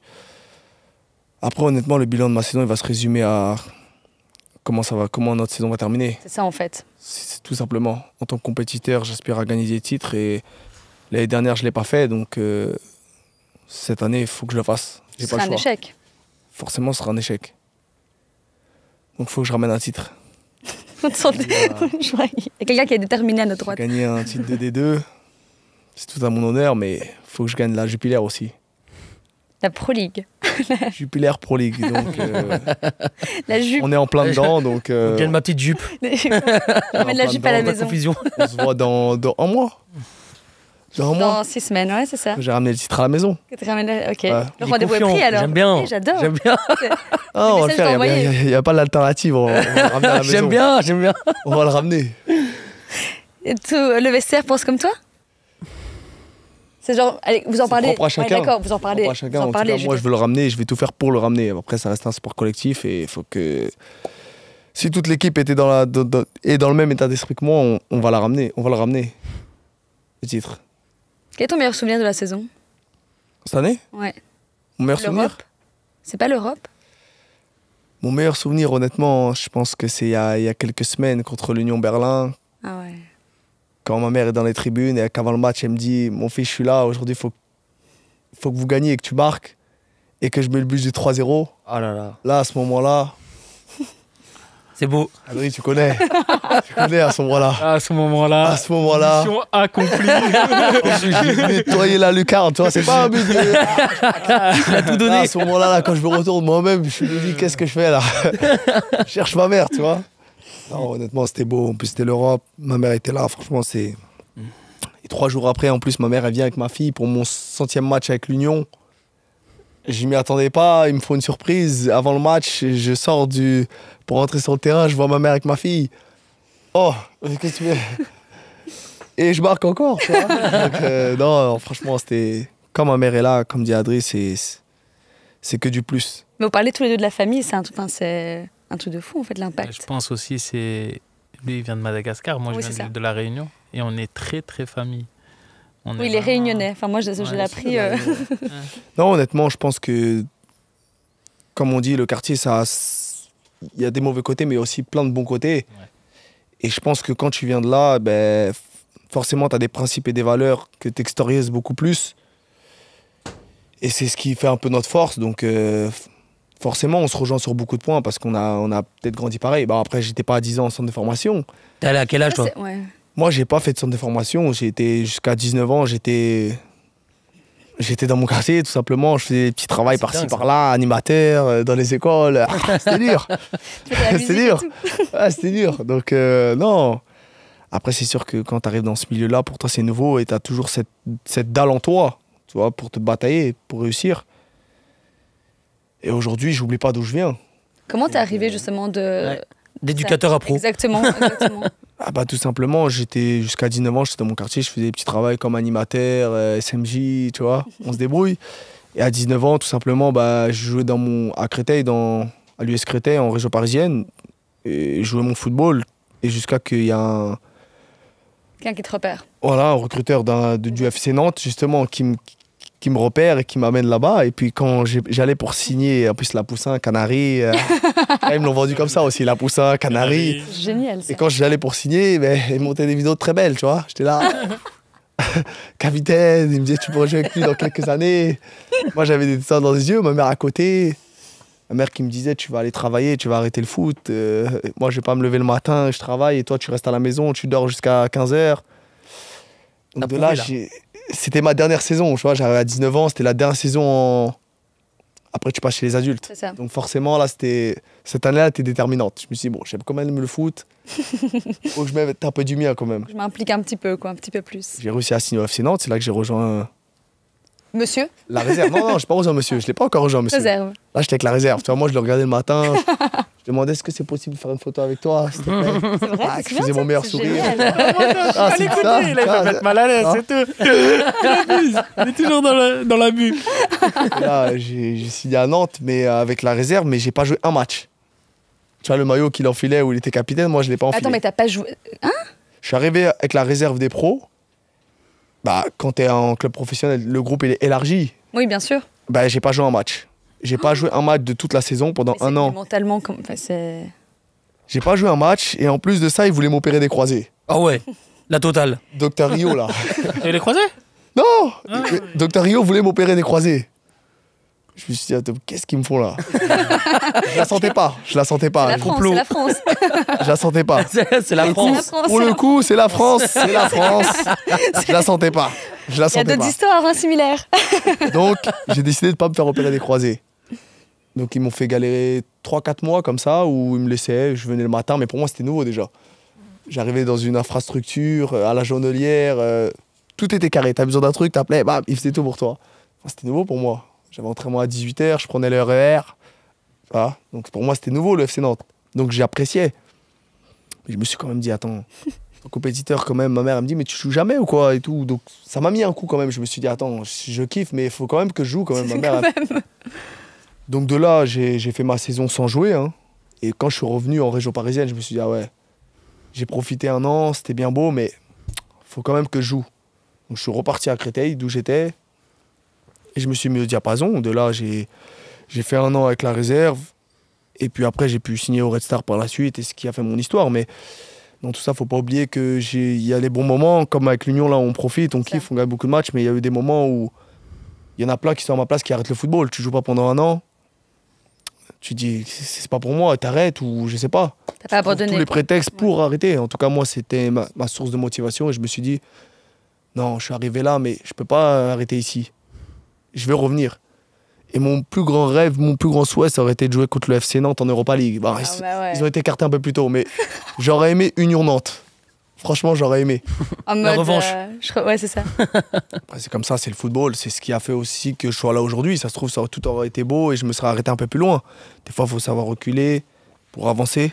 Donc, j'en veux à personne, comme Adri, il a dit tout à l'heure. Moi aussi, j'en veux à personne. Et j'ai toujours un petit air revanchard, tu vois. C'est important. C'est important, toujours. C'est aussi qui donne aussi de la motivation de fils, tu vois. C'est important. C'est aussi Bah ça. oui. Ça fait partie du jeu et je les remercie de m'avoir fait ça parce que grâce à eux, T'es là aujourd'hui. on s'est vu il y a quelques mois où tu m'as dit pourquoi tu le prends comment la concurrence parce que tu joues pas un match. Et je le prends tranquille, je regarde ma concurrence. J'arrive dans quelques matchs. Quand tu joues pas pendant 1 an, c'est pas pareil. Hein. Non, ça c'est clair. Donc voilà, donc aujourd'hui j'espère juste qu'on va ramener le titre. Et après FC Nantes, c'est passé quoi? Direct, c'était. Je suis Ça fait retourné quoi? à Créteil là où c'est ça, j'étais. Créteil, ouais. Tu connais le football, il est ingrat. J'ai signé à Nantes. Ils m'ont dit mais pourquoi tu restes pas avec nous pour jouer en Ligue 2? J'ai dit mais je suis là depuis 2 ans. Personne m'appelle. C'est quand j'ai signé à Nantes que tu me dis pourquoi je reste pas là.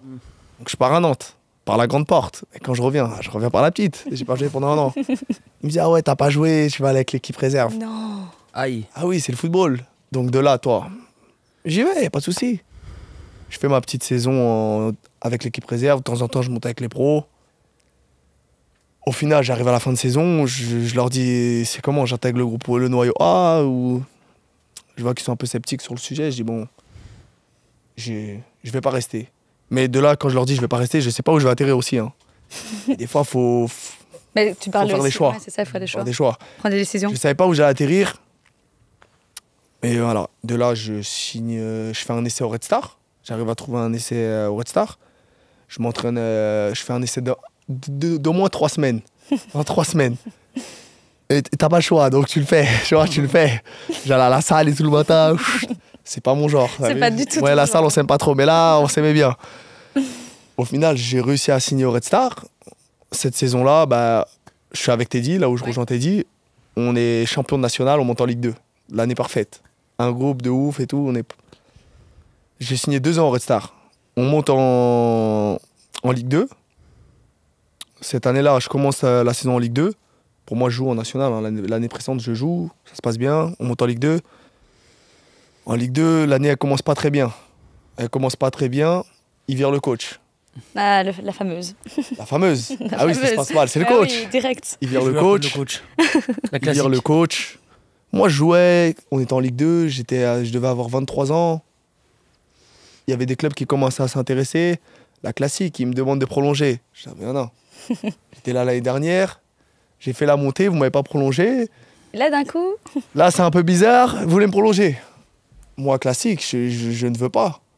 Eh ben, de là, ils me font voir des vertes et des pas mûres. Donc, ils me font pas jouer. Ils me font jouer à un autre poste.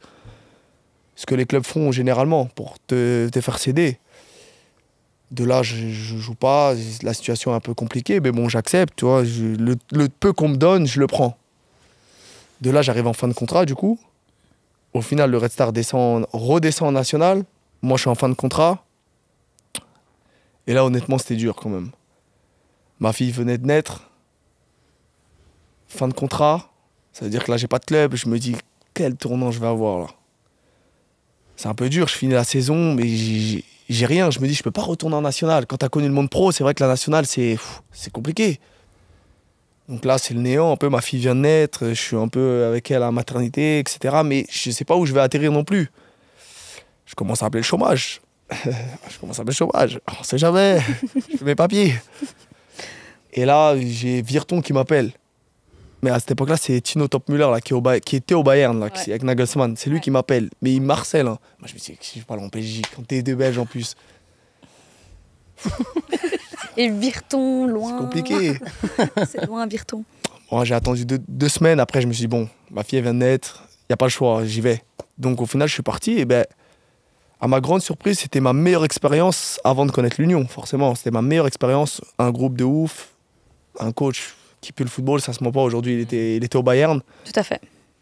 Et franchement, c'était ma meilleure expérience. Bon, là, il y a le Covid. On allait pour monter en division, il y a le Covid qui arrive. En fait, c'était hier. C'est ouf. Enfin, ouais. C'est incroyable. Donc, quand Adri dit ça, des fois, ça se joue à des Exactement. détails. Moi, j'ai eu que des détails, mais ça a été que des bons choix après par la suite. Red Star, on est quand même monté. J'arrive à Virton, on fait une saison de ouf, tout le monde parle de nous. Covid, j'atterris à l'Union. Et l'histoire, on la connaît. Et l'histoire, tu la On connais est- pas on- encore. Elle n'est pas Le finie. titre au fond, on a compris. Elle n'est pas finie. Non, mais après Virton, franchement, ça a été que du positif sur mon chemin. Et j'en suis fier. Et je suis fier d'avoir vécu ce que j'ai eu. C'est trop Ça a inspirant. été plein d'embauches, mais Ouais, c'est ça, il y a eu des galères de fou. ça a fait l'homme que je Et t'as suis. dit, t'as commencé à 19 ans un peu, tout ce qui était professionnel. Le professionnel, j'ai commencé à 19 ans. Du coup, est-ce que t'as l'impression d'avoir plus profité de ta jeunesse que d'autres joueurs qui, par exemple, Adri l'a dit, il est rentré à Oui. 10 ans en centre de formation, tu vois. Après, ça Est-ce que t'as eu beaucoup de concessions, justement Qui a réussi son trajet, mais des jeunes comme lui, à 10 ans, qui ont été en centre et qu'au final, ils n'ont pas été pros. Ouais, c'est sûr. Ils ont gâché leur jeunesse, Ouais. ils ont été loin de leur famille et au Mais final. toi, t'as pour pu ça. profiter. T'étais au quartier avec des potes, tout ça. Et... Maintenant, je peux te dire que Ouais. j'ai profité, ouais. Ouais, Il y en a que je vois qui étaient avec moi, mais ils profitent pas. Hein. Ah, sans blague. Je leur dis, est-ce que t'as profité? Ils vont dire non. ouais, c'est sûr. Mais ouais, j'ai profité de ma jeunesse. Franchement, j'ai profité. C'est cool, c'est un beau parcours. Ouais, non, c'est hyper inspirant. C'est hyper inspirant. On va en parler des C'est heures. inspirant. Si je peux aider les jeunes. Mais t'es à fond dans le partage, même avec. T'amènes souvent des jeunes de ton quartier, non? Aussi, voir des matchs. Je de ramène l'Union. souvent. Après, il y en a plein qui ont eu cette référence-là, des joueurs comme Ribéry Ouais. ou je sais pas, qui te disent quand on était au quartier, on partageait un truc à 5.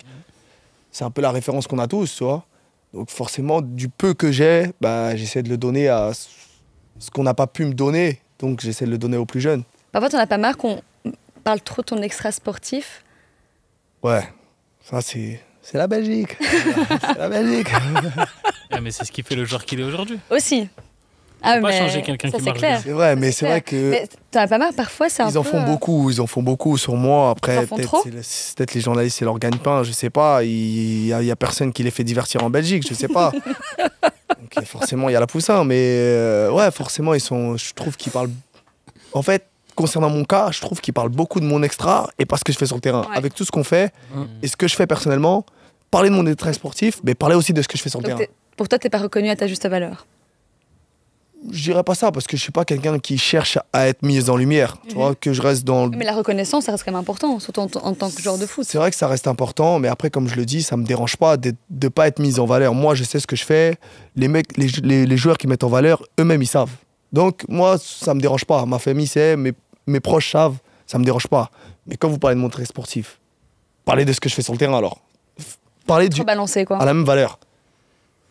C'est ça que j'ai un peu du mal. Mais après, honnêtement, ça me dérange pas. Je fais avec. Et du moment que mes proches sont heureux, mon cercle le rend heureux, ça me fait plaisir. Quand je sors du match et que je les vois avec leur caméra dès que j'arrive, tu vois, là, j'ai réussi, c'est bon. J'ai réussi. Là, c'est bon. Là. J'ai réussi. On danse un peu. C'est bon. Cette fameuse danse, là, on la connaît. Hein. On la connaît. Avant de clôturer ce podcast, les amis, je vais juste faire un quiz avec chacun d'entre vous. D'abord, Adri, je vais commencer avec toi. Qu'est-ce qui t'a donné envie de faire le foot, Mon frère, ton frère? Ton joueur préféré de tous les temps? Iniesta. Ah ouais? Magnifique. Je l'adore aussi. Ok. Ouais. Ok. Quand je regardais Iniesta jouer, quand je regarde un match de foot, je regarde pas un match de foot pour regarder un match de foot. Et peu importe que je regarde EPN, Union, Real de Madrid ou Barcelone, et je regarde pour apprendre quelque chose. Ok. Je veux apprendre quelque chose en fait. Et donc Iniesta, Donc, club de Obligé tes rêves, d'apprendre. Ouais. Barcelone? hein? Club de tes rêves. Ouais, c'était Barcelone quand j'étais jeune, bien sûr. La personne qui a le plus d'influence dans le vestiaire, la Anderlecht. Jan Vertonghen, Le chouchou du coach. Majid Hashimiro. Pourquoi? Voilà. Parce que Majid, c'est un top joueur. Et quand t'es coach, tu peux que aimer ces joueurs-là. Qui est toujours de bonne humeur. Qui est toujours de bonne humeur. Qui est toujours vraiment de bonne humeur. Quand je réfléchis... Ouais, je dirais... Bonne humeur. Non, si.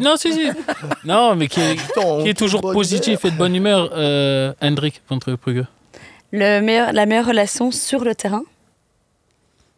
Moi, avec Ouais, un joueur toi, ouais. Amouzou. Hors du terrain.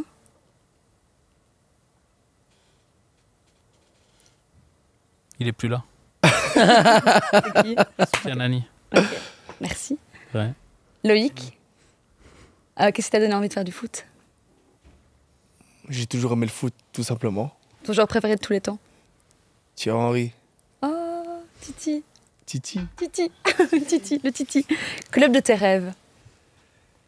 C'était l'OM quand j'étais petit. Je sais pas pourquoi, c'était l'OM. Didier Drogba, tout ça, c'était l'OM. Maintenant, c'est le PSG. T'en as pas? Non, ça reste l'OM. Non, alors, honnêtement, même j'en ai pas. Non, Je suis dans le même si tu milieu. peux rêver. Arrête. Il Moi n'y a pas un club où tu vois, tu dis tiens, Un club au soleil. un club au soleil. Un club au Ok. soleil. Il veut profiter là. Un C'est club au soleil. La personne la plus influente dans le vestiaire à l'Union? Le capitaine, Teddy Thomas. Le chouchou du coach? Je dirais Sénélinen. Ok. Je m'attendais pas à cette réponse, ok. Celui qui est tout le temps de bonne humeur, tu peux te citer. Hein. Je savais. Bien sûr, bonne humeur. C'est toi qui mets l'ambiance. C'est la... Non, je mets pas la bonne, je suis de bonne humeur. Si, t'es Je suis de bonne humeur. Tu mets la musique, c'est toi qui... Non, la musique, gens aiment bien, c'est un bah peu oui. partagé, mais celui qui est toujours de bonne humeur, c'est la pousse. Ta meilleure relation sur le terrain? Sur le terrain, je suis toujours de bonne humeur avec mes confrontants, mon arrière, Ouais, ton Toujours de bonne ouais, humeur, ouais. ok. mes arrières. Et hors du terrain? La pousse, il s'entend bien avec tout le monde. La pousse, il s'entend bien avec tout le monde. La phrase de fou. C'est vrai. Adri. Et au club? Et à l'Union? Si tu devais en sortir un, ou même deux, parce que je sais que t'es proche de tout le monde, en fait. Vous êtes tous... Je dirais Puertas et Simon Adingra. Ok. Voilà. Merci d'avoir répondu tous les deux. Eh ben, je sais pas si vous avez quelque chose à ajouter. Non, merci Non à vous pour l'accueil. C'était top. C'était On trop passe un bien. bon moment. Franchement, merci d'avoir partagé, d'avoir été super honnête, Grave transparent. cool. J'en ai appris des choses C'est aujourd'hui. vrai? Vraiment, ça m'a passionné. Ça va être que ça toutes les Là, je vais semaines. pas rater les matchs là. Non, mais là, ça va être là. Vraiment, Mais non, je mais vais on vraiment y t'attend la être, semaine prochaine. On te fait une interro et tout ça. Quoi. J'y suis, vraiment. C'est quand du coup le prochain match pour les playoffs pour l'Union? Du coup, c'est le 3 mai. Ah ouais, mai. c'est vrai que. En semaine, je crois, c'est en En semaine. semaine, Ça tombe un ouais. mercredi. C'est ça. Parfait, je suis libre. C'est le 3 mai puis le 6. C'est ça. C'est ça, la Belgique. C'est ça. Sinon, c'était le soulier d'or à Adri qui l'a gagné. Non, j'ai pas gagné. Hein? Non, Ah, pas t'as pas gagné. donné? Ça m'intéresse pas l'individuel. En tout cas, merci à tous vraiment d'avoir été là. Et merci à vous de nous avoir suivis. N'hésitez pas à vous abonner à la chaîne, à commenter. Tout ça, vous pouvez nous écouter partout. Et on sera là dès la semaine prochaine. Et on vous accompagne pendant tous les playoffs, en fait. Tout simplement. Exactement. Et peut-être plus encore. Je vous remercie. Si vous pouvez ramener des ondes positives. Ah oui, pour l'Union? Ouais, je vous invite. Ah, ok. J'invite prends pas Adri parti, aussi, supporter Mondelec, avec grand plaisir. Je vais venir, hein. Tu sais, je suis déjà venu te voir jouer plusieurs fois, donc c'est avec plaisir de venir. Je sais, je te taquine. On va te voir. Merci les gars, merci tout le monde. Je vous remercie. Merci à tous. Ciao. Merci.